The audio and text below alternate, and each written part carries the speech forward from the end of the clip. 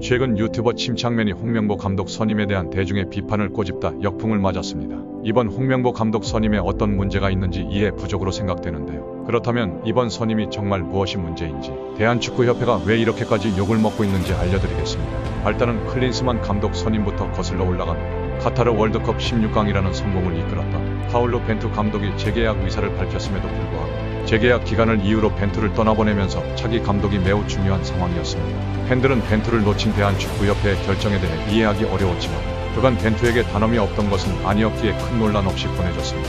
이제는 다음 아시안컵 재패를 위해 감독 선임이 더욱 중요해졌는데 4년 만에 새 감독을 선임하기 위해 전력강화위원회가 가동되고 당시 박지성 뉴스 전략본부장의 주도로 독일 출신 마이클 밀러를 위원장으로 선임하고 야심차게 다음 스텝을 내리고자 했습니다. 전문성, 경험, 동기부여, 한국 거주를 주요 조건으로 선임하고자 했고 벤투호의 축구 철학을 계승할 수 있는 감독을 중심으로 작업을 하고 있었습니다.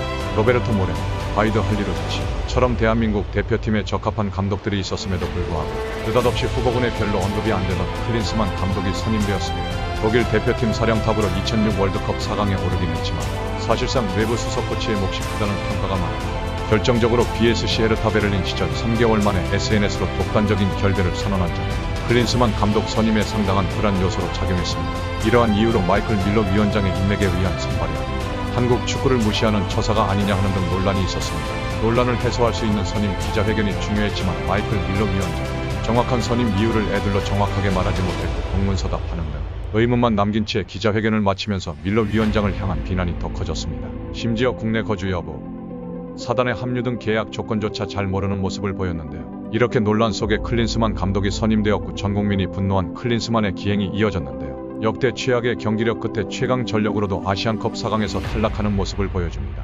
클린스만 감독에 대한 비판과 감독 선임 주체 대한축구협회의 비판이 쏟아졌습니다. 문제의 본질을 찾던 축구팬들은 정몽규 협회장의 독단으로 클린스만 감독이 선임됨이 확인되자 비판의 화살을 정몽규 협회장에게도 퍼부었는데요. 심지어 클린스만 감독의 경질 위약금이 한화 약 102억 원이었다는 것이 드러나면서 대한축구협회와 정몽규 회장의 무능함에 치를 떨며 축구팬들이 비판을 쏟았습니다. 심지어 클린스만 경질 이슈에는 불통으로 대응하더니 아시안컵 도중 손흥민, 이강인 선수로 대표되는 선수단 충돌에는 빠르게 선수 탓을 하면서 어떻게든 본인들의 과실을 피하기만 하려는 파렴치함과 추함에 오히려 역풍을 맞습니다. 정몽규 회장은 모든 사태의 핵심임에도 전혀 소통하지 않다가 클린스만 감독 경질 기자회견에서야 겨우 모습을 드러내었고 회장직을 고집스럽게 유지하면서 별다른 해법도 내놓지 않았습니다. 충격적인 클린스만 사태를 뒤로하고 새 감독 선임 작업에 돌입하는 경질 4일 만에 임원회의를 통해 새 전력강화위원장 정혜성을 선출합니다. 정혜성 위원장 역시 기존 축구협회 라인 인사로 부정적 여론이 많았는데 K리그 현역 감독들인 윤정환,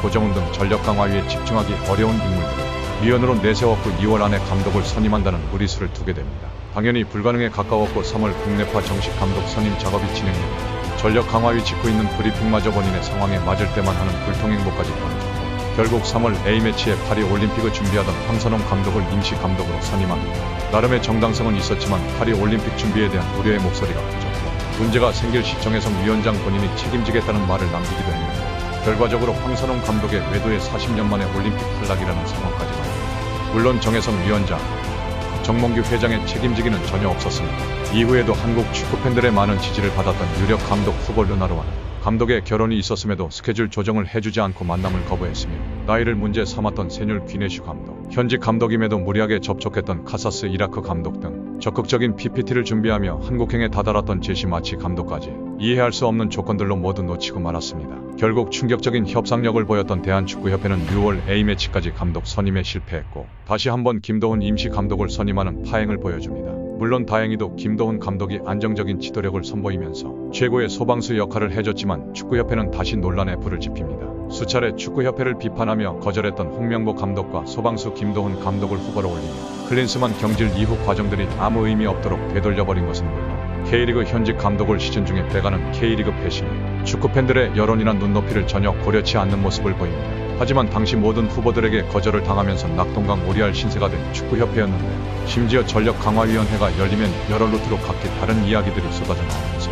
내부 단속조차 하지 못하는 무능함의 극치를 보여줍니다. 그러던 중 다소 느닷없이 정혜성 위원장이 사퇴를 발표했는데 정몽규 회장을 비롯한 축구협회 수뇌부와의 마찰로 부안화사가 올 정도의 스트레스를 받았다며 사퇴 이유를 밝혔습니다. 위원장 없이 감독 선임이 난항을 겪을 것으로 생각되었지만 이임생 기술이사가 바통을 받아 유럽으로 거스코에 다비드 바그너 감독과 최종 면접을 들어가며 정리될 것으로 보였습니다.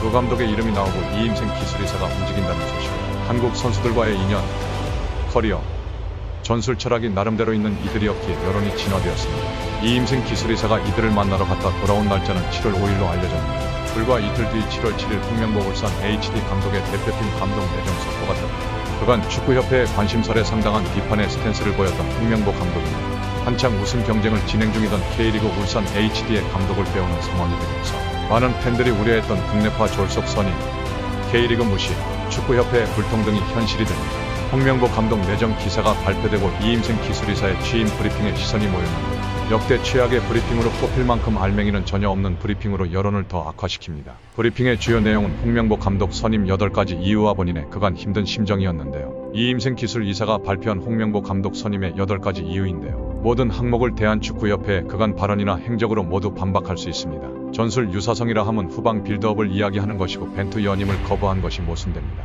리더십은 홍명보 감독의 강점이지만 현재처럼 시작부터 신뢰받지 못하는 수장은 일반적으로 리더십을 발휘하는데 큰 암초가 되기도 합니다. 홍명보 감독이 연령별 팀을 맡은 것은 2012년 런던 올림픽이 마지막이고 현재 런던 세대들 중 대표팀에 올만한 선수는 한 2명 남짓이라 큰 의미가 없습니다.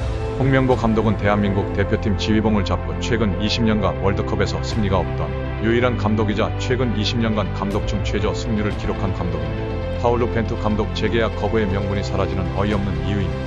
국내 감독으로 빠르게 전력 파악이 가능하겠지만 2026 월드컵까지는 2년의 시간이 남았습니다. 제시 마치, 다비드 바그너 등 대표팀 감독에 관심 있던 지원자들도 충분히 준비를 했었습니다. 역시 마찬가지로 월드컵까지 2년의 시간이 남아있고 철학을 입힐 시간은 충분합니다. K리그 감독으로서 더 빠른 파악이 가능했겠지만 외국인 감독이 철학을 입힌 경우도 많았습니다. 정몽규 회장의 독단으로 선임한 클린스만 감독 정도를 제외하면 국내 감독이 아니어도 국내 체류 외국인 감독은 많았습니다. 홍명보 감독의 감독 업적은 울산 시절 2연패와 런던 동메달입니다. 업적을 폄하할 수는 없지만 월드컵 3위의 세뉴얼 귀네슈 감독이나 유럽 빅리그의 감독을 역임했던 제시마치, 거스코의 등도 못지않은 업적으로 보입니다. 최악의 브리핑을 하면서 감정이 북받친 이임생 기술이사는 눈물을 보이기도 합니다.